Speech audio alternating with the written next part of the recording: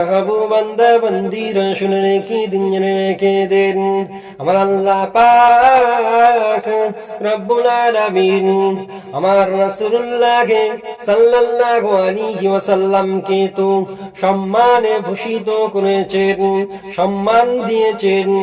আল্লাহর নবী দো জাহানের বাদশাহ হাবিবুল্লাহ জনাবে মুহাম্মাদুর রাসূলুল্লাহ সাল্লাল্লাহু আলাইহি ওয়াসাল্লামের উম্মত হওয়ার কারণেও আমার আল্লাহ পাক রব্বুল আলামিন উম্মতে মুহাম্মাদীদেরকে কতটা সম্মান করেছেন। হযরতে মূসা আলাইহি ওয়াসাল্লামের তাওরাতেও পাওয়া যায়। হযরতে মূসা আলাইহিস সালামের কিতাব তাওরাতের মধ্যে পাওয়া যায়। আলহামদুলিল্লাহ। হযরতে আবু হুরায়রা রাদিয়াল্লাহু তাআলা আনহু থেকে বর্ণিত, রাসূলুল্লাহ সাল্লাল্লাহু আলাইহি ওয়াসাল্লাম বলেন, হযরতে মূসা আলাইহি ওয়াসাল্লাম স্বীয় কিতাবের মধ্যে উল্লেখ দেখতে পান, এক উম্মতদের কথা, যে উম্মতেরা শেষ সময় আসবে, শেষ জামানায় আসবে, কিন্তু ওই উম্মতেরা সর্বাগ্রে পৌঁছে যাবে, সর্বাগ্রে যাবে, সর্বপ্রথম যাবে, সর্বপ্রথম জান্নাতের মধ্যে যাবে, সর্বপ্রথম হাসরের ময়দানে উঠবে, সর্বপ্রথম হিসাব নিকাশ হবে। ও দুনিয়ার মানুষেরা, হযরতে মূসা আলাইহিস সালাম ওই সময়ে বলেছিলেন, ও রব্বুল আলামিন, আল্লাহ পাক রব্বুল আলামিন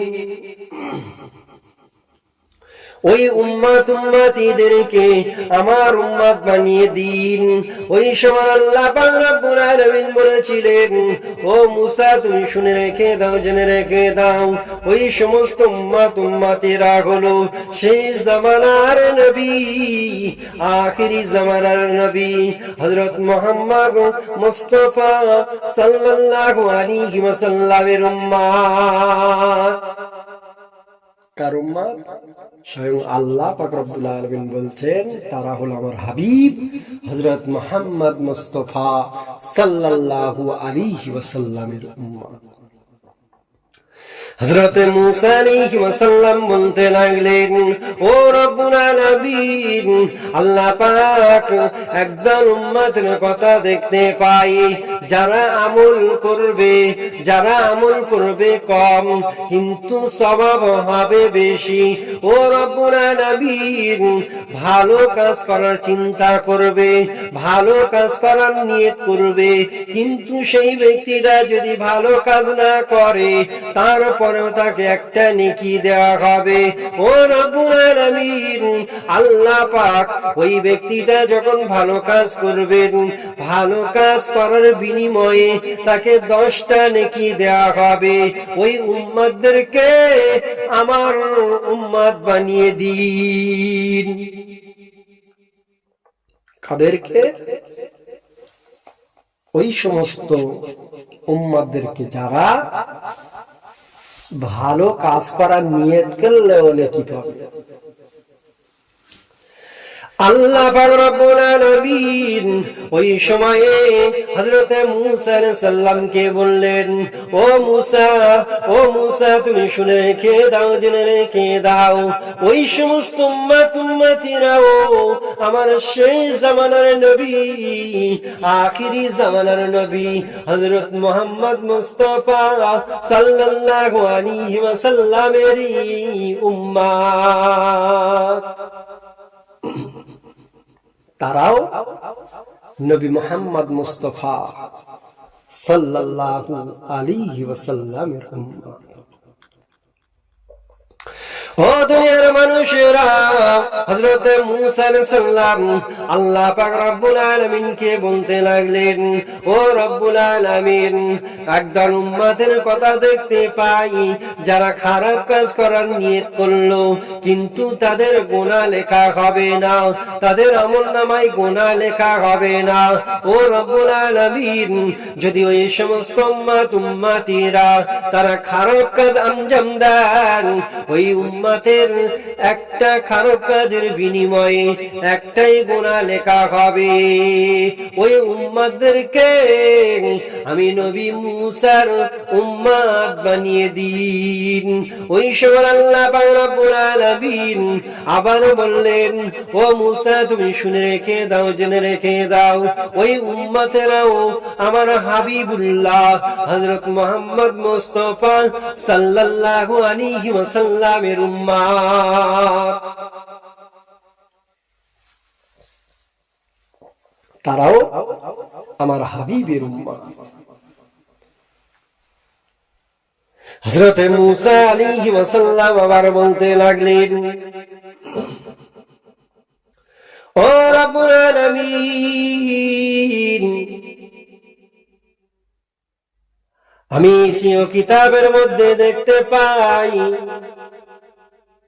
একদল উম্মতের কথা, যারা নিজের আত্মীয় স্বজনকে দান করবে, খয়রাত দেবে, তারাও নেকি পাবে, তারাও নেকি পাবে, তারা সদকার সওয়াব পাবে।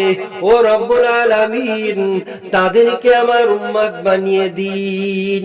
আমার আল্লাহ পাক রব্বুল আলামিন ওই সময় আবার বললেন, ও মুসা তুমি শুনে রেখে দাও, জেনে রেখে দাও, আমি আল্লাহ পাক রব্বুল আলামিন সেই জামানায় যে নবী হযরত মুহাম্মদ মুস্তাফা সাল্লাল্লাহু আলাইহি ওয়াসাল্লামকে পাঠাবো, ওই নবীর উম্মত তারা।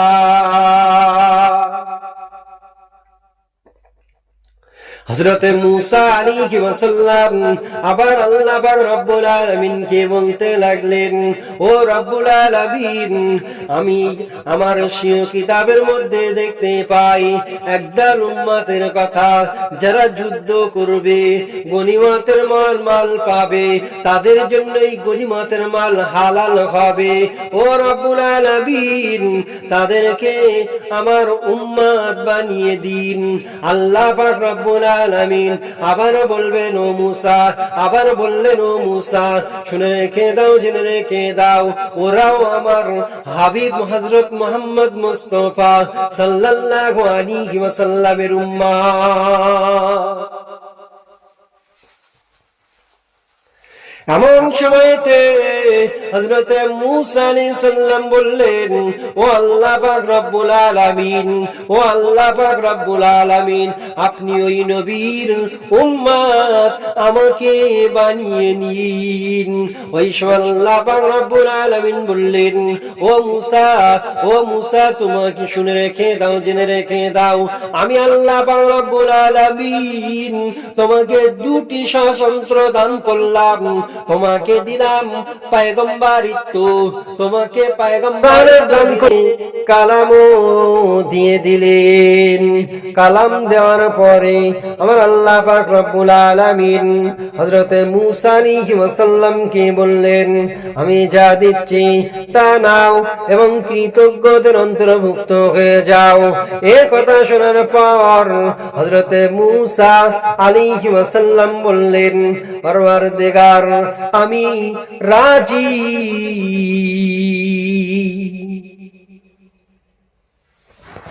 হযরত মুসা আলাইহিস সালাম রাজি হয়ে গেলেন। ঠিক তদরূপ আমার আল্লাহ পাক রব্বুল আলামিন যেমন হযরত মুসা আলাইহিস সালামের কিতাবের মধ্যে উম্মতে মুহাম্মাদীদের কথা বলেছেন, ওই উম্মত কারা বাবাজিরা?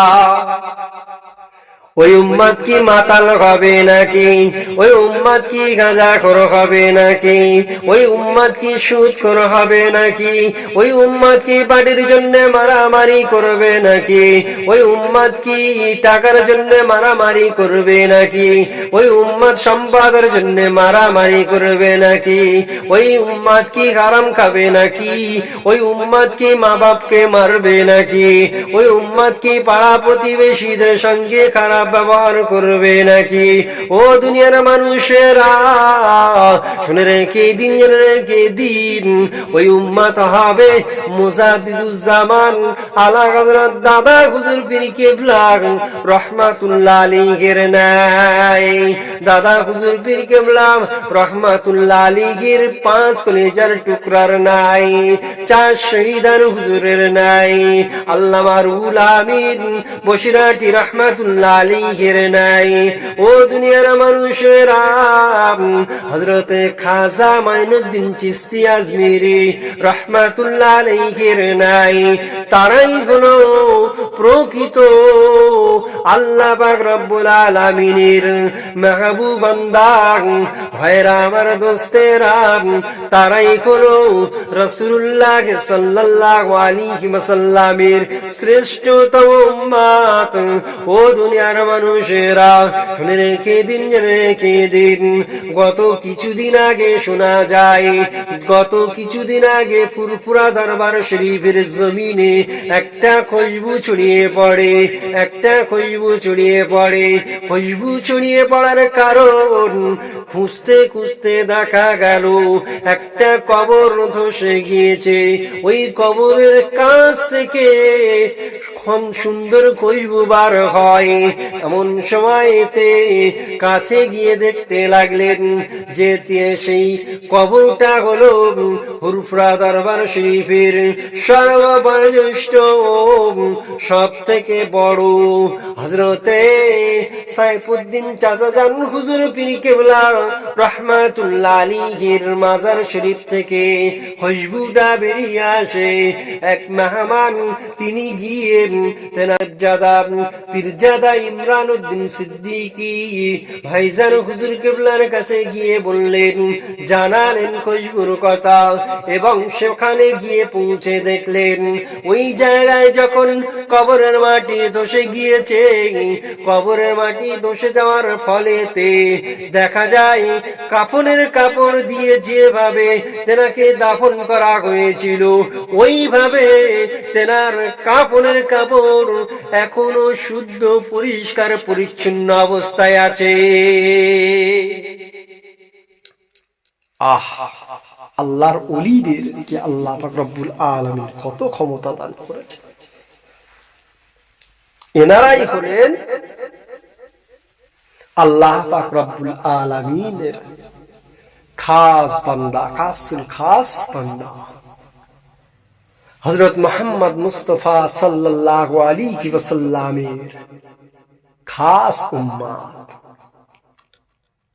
এনারাই হলেন। তাই আমাদের উচিত অবশ্যই তেনাদের ন্যায় হওয়ার চেষ্টা করা। যদিও বা তেনাদের মতো না হতে পারি, তেনাদের জুতোর ধুলো হওয়ার চেষ্টা করব, কিন্তু বিয়াদবি করব না। অনেকে আছে বিয়াদবি করার চেষ্টা করে, আস্তাগফিরুল্লাহ।